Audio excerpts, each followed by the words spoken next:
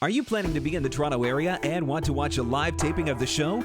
Lorna invites you to be her guest. Email tickets at contextwithlorna.com or call 416-599-9777 extension 33 for more information.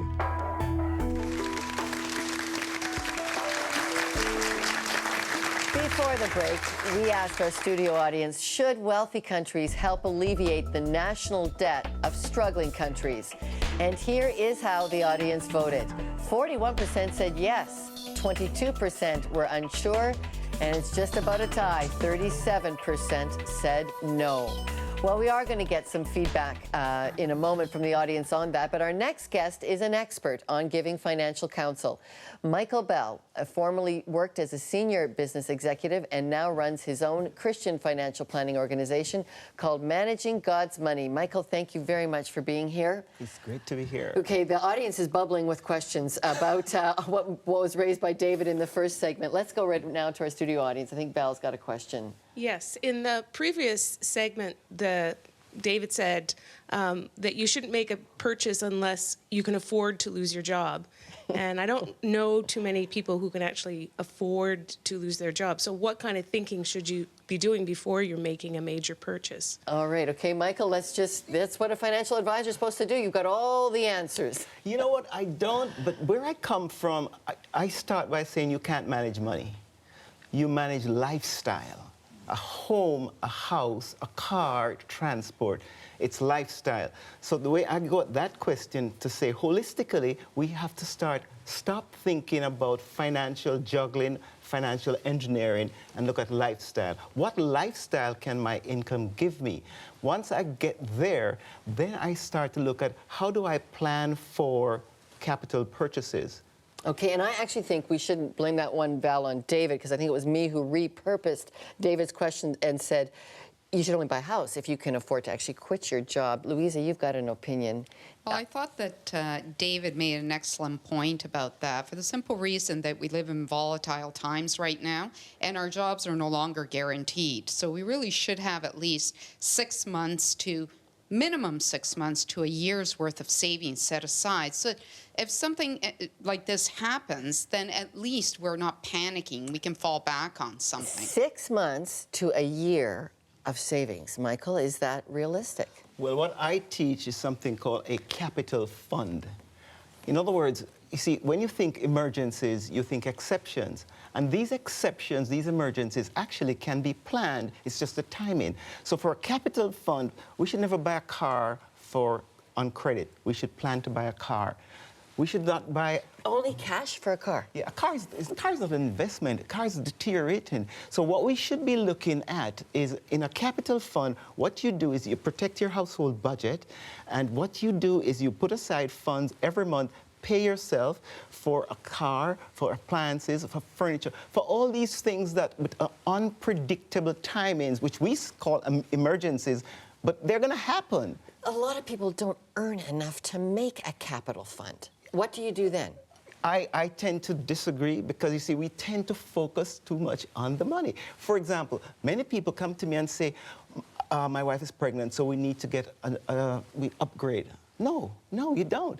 You have to look at your lifestyle and your income. And you say, my income is such, so what lifestyle adjustment should I make? But what the society has taught us is to look at numbers, finances. So we look at finances and we say to ourselves, we don't say, can I afford it? We say, how do I pay for it? You don't think anyone should go in debt? No. How about for schooling? For schooling, we live in the greatest country in the world. And what if the RESP, do you know if you set aside $36.50 every 2 weeks, when the child is born at age 18, you have about $70,000. So what I'm saying, it needs thinking, it needs foresight. The capital fund would include the RESP. I think there's still a lot of people scratching their heads saying, what could I possibly cut in my lifestyle to be able to put RESP? Cable. I don't have cable. I don't have satellite. I don't eat out a lot. Do you know that what I say to people, the thing to start doing is to record your funds. I don't know anybody who record everything they spend in 1 month and the motivations for spending, the decision process, and didn't find $250 that were unnecessary. Like what? It might be, I guess, restaurants, cable. Generally, it's restaurants, Tim Hortons, Starbucks. How about cell phone bills? How do you feel about that? That's a huge one. That's a huge one. Lorna, what I'm saying is if we focus on lifestyles, and if we stop being dragged into saying, how can I pay for it? A car, for example. Do you know why they stopped having a car where you had one price that you pay? Because we couldn't afford it. So Okay. they disguise it. Okay, you are going to give everyone in the studio audience a copy of your book, your new book, Yes. Managing Money God's Way. Managing God's money. Okay, managing. A lot of people don't think this is God's money. It's my money. I know, and that's where we start. For example, we speak about giving. You know, I don't even teach giving. I teach what I call keeping because God has 100%. Our challenge. Yeah, you'll give anyone $1,000 if they can find it in the Bible where it says we're supposed to tithe and give money away. Anybody who can show me in the New Testament where it says tithing. You see, what tithing is a guilt-relieving way to Yet spend you 90% of believe God's in- money. You believe in being hugely philanthropic, Just even for the giving- poorest of the poor. But that's not what I believe. That's what the Bible teaches. God owns 100%. So what I should do every day is to say, Lord, how should I spend your money? How much of your money should I keep?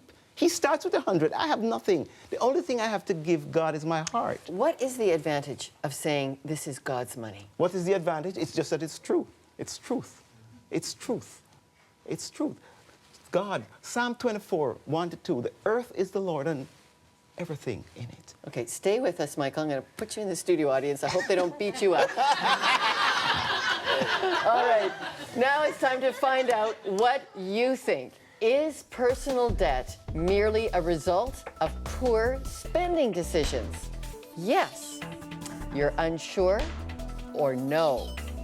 Is personal debt a result of poor spending decisions? Yes, no, unsure. Actually, you have to do it in that order. Yes, unsure, or no. You can send us your answers any way you want, via Facebook, Twitter, email, or by phone.